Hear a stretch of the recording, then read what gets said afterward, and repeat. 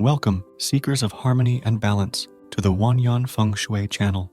Today, we unravel the ancient secrets of the cycle of 60, a mystical system that transcends time itself. Imagine a cosmic dance guided by the 10 celestial stems, the 12 terrestrial branches, and the 5 elements.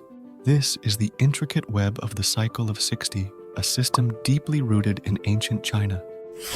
Legend has it that this divine system was born in the 27th century BC, a tool to fathom the very fabric of the universe. Yet, scholars question the validity of this claim, adding an air of mystery to its origins.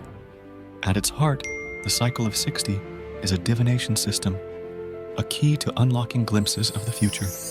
How, you ask? Through the intricate interplay of celestial stems, terrestrial branches, and the fundamental elements. As we embark on this journey, let us delve into the wisdom of the ancients, exploring the art of divination and the timeless power of the cycle of 60.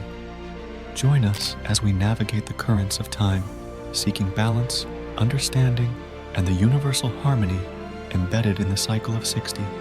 Stay tuned for a journey into the heart of ancient wisdom here on the Wanyan Feng Shui channel.